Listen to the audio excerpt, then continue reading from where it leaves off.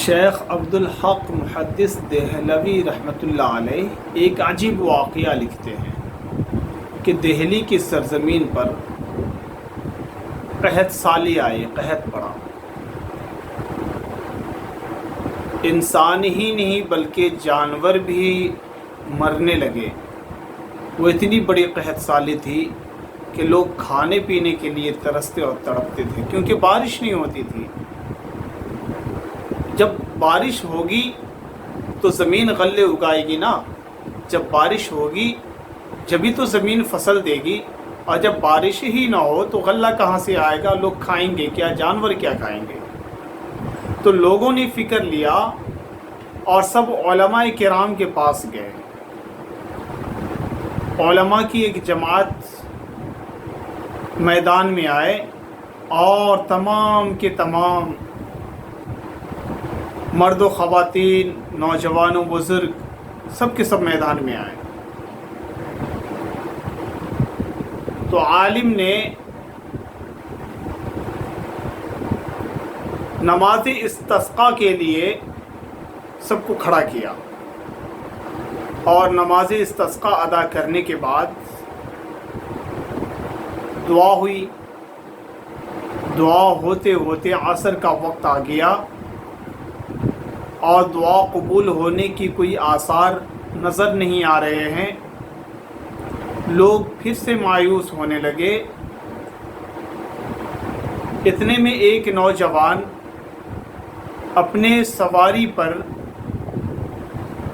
کسی کو سوار کر کے اس سواری کا نکیل پکڑ کے آگے آگے جا رہا تھا۔ جب میدان کے قریب آیا جہاں پر لوگ دعاؤں میں مشغول تھے، جب میدان کے قریب آیا تو وہ نوجوان ماجرا پوچھتے ہیں کہ بھئی ماجرا کیا ہے، لوگ یہاں پر اکٹھا کیوں ہیں اور وجہ کیا ہے؟ تو لوگوں نے بتایا کہ بھائی دہلی میں بہت بڑی قحط سالی پڑی ہے اور انسان جانور سب مر رہے ہیں۔ یہ جتنے بھی لوگ آئے ہوئے ہیں مرد و خواتین سب کے سب دعا کرنے کے لیے آئے ہیں، لیکن اب تک دعا کے کوئی آثار نظر نہیں آ رہے۔ علماء بھی ہیں، یاد رکھیں کہ علماء بھی ہیں، اور دعاؤں کے کوئی اثر نظر نہیں آ رہے۔ تو نوجوان نے کہا کہ اگر اجازت ہو تو میں بھی دعا کر دوں۔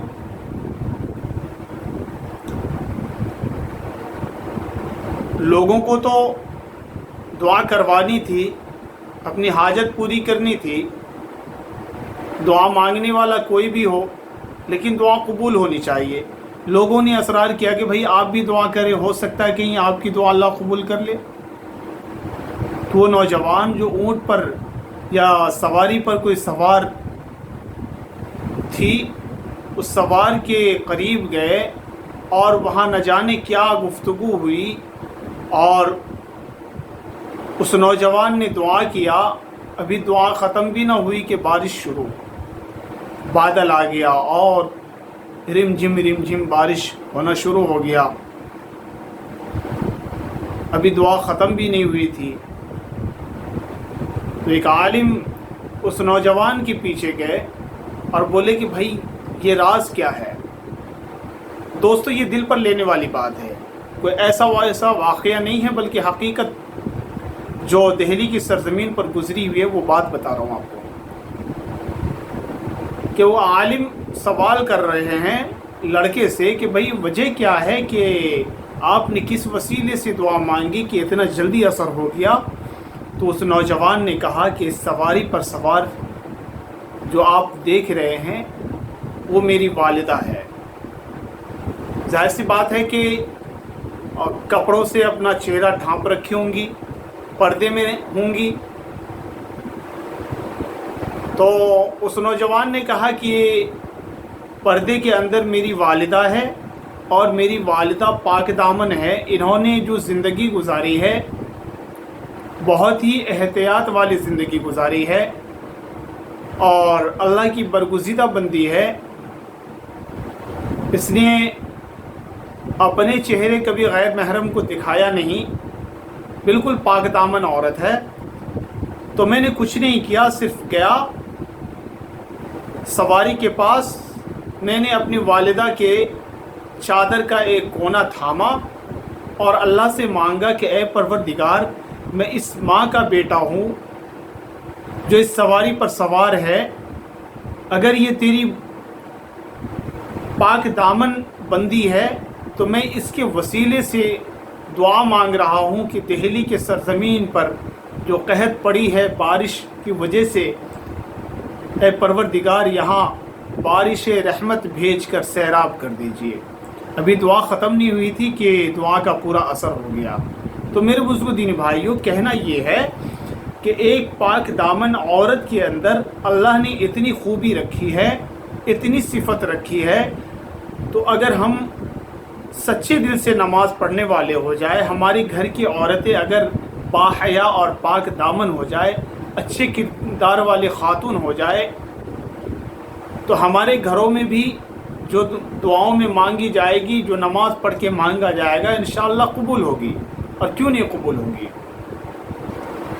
तो कहना ये है कि आज हमारे माशरे में होता क्या है कि घर में ससुर है तो ससुर से पर्दा है, जेठ है और अपने खाविंद का बड़ा भाई है तो उससे पर्दा करती हैं, जबकि देवर से कोई पर्दा नहीं, जिसके बारे में अल्लाह के रसूल सल्लल्लाहु अलैहि वसल्लम ने फरमाया कि देवर भाभी के लिए जहर है, और इसी तरीके से साली बहनोई के लिए जहर है। इनमें तो ख़ास तौर से पर्दे का हुक्म है।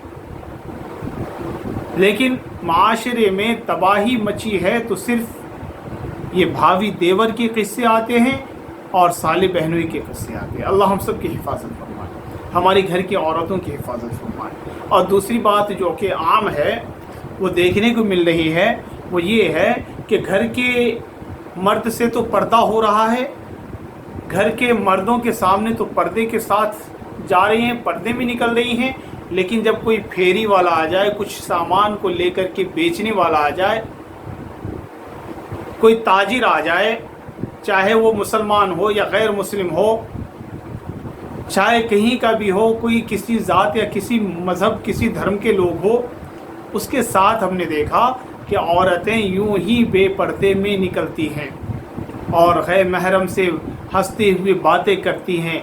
उनके सरों पर कई बार देखा गया कि दुपट्टे नहीं होते। मेरे बुजुर्ग दीनी भाइयों, कहना ये है कि जब जन्नत में जाने का औरतों को ऐलान होगा कि फ़लाँ औरत जन्नत में चली जाए तो वो अकेली जाएगी, फ़लाँ मर्द जन्नत में चले जाए तो वो अकेले जाएंगे।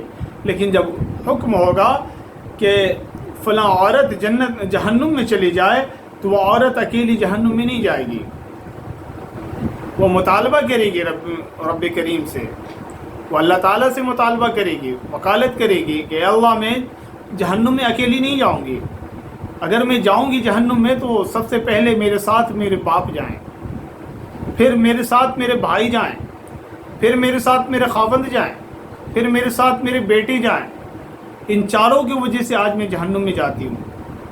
आपने मुझे जहन्नुम में जाने का ऐलान किया है। मेरे बुजुर्ग दीनी भाइयों, वजह क्या है कि वो कोई ज़ाती दुश्मनी नहीं होगी, वो कोई ज़ाती रंजिश नहीं होगी, बल्कि बात ये होगी कि वो जो बात कर रही होगी वो एक शरीयत के दायरे में बात कर रही होगी, और वो जो बोल रही होगी वो हकीकत होगी। क्योंकि आज हम अपने गिरबानों में झांक करके देखें कि जलसा जुलूस में मर्द जाते हैं, कहीं कोई सेमिनार होता है तो वहाँ मर्द जाते हैं, कहीं कोई दीनी व इस्लाह माशरा का प्रोग्राम होता है तो वहाँ मर्द जाते हैं, कहीं कोई मस्जिद का जोड़ होता है, किसी मरकज़ का जोड़ होता है तो वहाँ मर्द जाते हैं, जब जमात तबलीग में जाने का होता है तो मर्द जाते हैं, जहाँ मस्जिद में जमात ठहरी हो तो वहाँ मर्द जा कर के बात सुनते हैं। मस्जिद वाले उमूर में जो तालीम होती है किताबों की, हदीसों की, गश्त वाले दिन भी बाज़ मस्जिदों में या अमाल होते हैं, तो यहाँ पे सारे जितनी भी जगह हैं दीन सीखने की, वहाँ मर्द जाते हैं। और औरतों को अल्लाह ने पर्दे का हुक्म दिया है कि वो घर में रहें, और औरत तो पर्दे की चीज़ है। मेरे बुजुर्गों, عورت کل کہے گی کہ اے پروردگار، میں نے ان کے بچے کو پالا تھا، میں نے ان کے کپڑے دھوئے تھے، میں ان کے لیے کھانا بنایا کرتی تھی، میں ان کے گھر کے سارے کام کاج کے بوجھ اٹھایا کرتی تھی، میں گھر کے سارے کام کو سنبھالتی تھی، اور یہ آپ کے حکموں پر چلتے تھے، مسجد میں جا کر نماز پڑھتے تھے، جلسہ جلوس میں جاتے تھے، دین کی باتوں کو سن کر کے آتے، خیر اور بھلائیوں کو سن کر کے آتے تھے، لیکن مجھے بتاتے نہیں تھے نماز کا حکم ہوا، کب ہوا، کیسے ہوا، کیوں ہوا، انعام کیا ہے اور چھوڑنے پر عذاب کیا ہے، اس نے مجھے بتایا نہیں۔ نماز میں کیا پڑھی جاتی ہے، نماز کیسے پڑھی جاتی ہے، نماز پڑھنے کے لیے نیت کیا ہے، نیت کیسے کی جاتی ہے، اس نے مجھے بتایا نہیں۔ وضو کیا ہے، غسل کیا ہے، اس میں کتنے فرائض ہے، فرائض کیا ہوتا ہے، اس نے مجھے بتایا نہیں۔ میرے بزرگ دین بھائیوں، پھر ہم گرفتار ہو جائیں گے۔ اس لیے گزارش ہے کہ اپنے گھر کی عورتوں کو، اگر وہ ان پڑھ ہیں تو ان کو ضرور بالضرور، اگر آپ تعلیم یافتہ ہیں، پڑھے لکھے ہیں، تو ان کو کم سے کم ایک وقت متعین کریں کہ ان کو کچھ نہ کچھ دین کی باتیں بتا کر کے، کم سے کم جو پہلی چیزیں ہیں، بنیادی چیزیں ہیں، فرائض غسل، فرائض نماز، فرائض وضو وغیرہ، یہ جو بنیادی چیزیں یہ تو بتائیں، تاکہ ان کی عبادت بھی قابل قبول ہو۔ آج اگر بیٹے کے سر میں درد ہو جائے تو ماں پریشان ہو جاتی ہے، باپ پریشان ہو جاتا ہے، ایک دم دیکھا نہیں جاتا، بے چینی سی عالم ہوتی ہے۔ کوئی شدید بیمار ہو جائے تو گھر میں پورے کے پورے ممبران، گھر کے جتنے بھی افراد ہیں، سب کے سب پریشان ہو جاتے ہیں۔ کوئی ہاسپیٹل میں ہے، سب کا کھانا پینا ترک ہو جاتا ہے۔ لیکن میرے بزرگ دینی بھائیوں، جب اعلان ہوگا فلاں خاتون جہنم میں چلی جائے تو اس وقت آپ کا دل کیسے صدمہ برداشت کر پائے گا کہ آپ نمازی ہیں، نماز پڑھ کے آپ جنت میں جا رہے ہیں، اور آپ کی والدہ جہنم میں چلی جائے۔ آپ جنت میں جا رہے ہیں، آپ کی بہن جہنم میں چلی جائے۔ آپ جنت میں جانے والے اعمال کر رہے ہیں، نماز پڑھ رہے ہیں، اور آپ کی بیوی جہنم میں چلی جائے، آپ کی شریک حیات جہنم میں چلی جائے۔ آپ نماز پڑھ رہے ہیں، آپ کے خیر کے کام کر رہے ہیں، لوگوں میں چل پھر کر دین کی دعوت کا کام کر رہے ہیں، آپ جنت میں جائیں گے، اور آپ کی بیٹی جہنم میں چلی جائے۔ میرے بزرگ دینی بھائیوں، ابھی موقع ہے، ابھی وقت ہے، اپنے گھر کی اصلاح کریں، اپنے گھر کی عورتوں کو نماز کے لیے آمادہ کریں، ان کے اندر جو دین کی کمی ہے، دین سیکھنے کی کمی ہے، اس کو دور کرنے کی کوشش کریں، اور ہر حال میں کہیں کہ وہ پردے میں رہیں، چاہے گھر میں محرم ہو یا غیر محرم ہو، ہر حال میں وہ پردے میں رہنے کی کوشش کریں۔ یاد کریں، یاد رکھیں کہ کوئی بھی آدمی، چاہے وہ مسلمان ہو یا غیر مسلمان ہو، جس دھرم کے بھی ماننے والے ہو، چاہنے والے ہو، اللہ نے ہر ایک پر پردے کا حکم فرمایا ہے، اور خاص طور سے مسلمانوں کے اوپر جو پردے کا حکم ہے، کوئی مانے یا نہ مانے، لیکن مسلمانوں کے اوپر تو لازم ہے، ضروری ہے، اور پردہ ایک فرض ہے۔ میرے بزرگوں، آدمی زندگی تو ننگے ہو کر کے گزار لیتا ہے، زندگی تو جیسے تیسے گزار لیتا ہے، لیکن جب پروردگار اپنے پاس بلاتا ہے تو یاد رکھیں، ذرا غور کریں، ذرا رو کے دیکھیں کہ کتنے کپڑوں میں بلاتے ہیں۔ مرد ہے تو کم سے کم 3 کپڑے، عورت ہے تو کم سے کم 5 کپڑے ہوتے ہیں۔ اللہ پردے کا اتنا اہتمام فرمایا ہے کہ اپنے پاس بلاتے ہیں تو کہتے ہیں کہ اے میری بندی، بھلے ہی تو دنیا میں ننگے سر چلا کرتی تھی، بھلے ہی تیرے سطر کھل جایا کرتے تھے، لیکن آج تو احکم الحاکمین کے پاس آ رہی ہے پورے پردے میں آنا۔ جب اس کے اندر پردے کا اہتمام کرنے کی طاقت چھین لی جاتی ہے، جب اس کے اوپر کپڑے پہننے کی طاقت چھین لی جاتی ہے، جب وہ خود سے کپڑا پہن نہیں سکتی، پردے کا اہتمام کر نہیں سکتی، دوسرے آدمی پہناتے اڑھاتے ہیں، پھر بھی اہتمام ہوتا ہے۔ ناظرین کرام، امید کرتا ہوں کہ آپ کو یہ بات ضرور اچھی لگی ہوگی، اور ضرور دل پر ہاتھ رکھ کر کے آپ سوچیں کہ یہ جو باتیں کہی گئی ہے وہ حق ہے یا نہیں ہے، وہ سچ ہے یا نہیں ہے، ایسے معاملات آنے والے ہیں یا نہیں ہیں۔ اگر آنے والے ہیں تو میرے بزرگ دینی بھائیوں، اس ویڈیو کو زیادہ سے زیادہ آپ شیئر کریں تاکہ لوگوں میں دینداری آ سکے، گھر کی خواتین راہ راست پر آ سکے، اور اگر مناسب سمجھے تو اس چینل کو، عمر جی پی کو سبسکرائب بھی کر لیں، بیل آئیکن کو پریس کر لیں، اور کمنٹ میں بتائیں کہ آپ کو جو بات بتائی گئی ہے اس میں کوئی غلط تو نہیں، کوئی افسانہ تو نہیں۔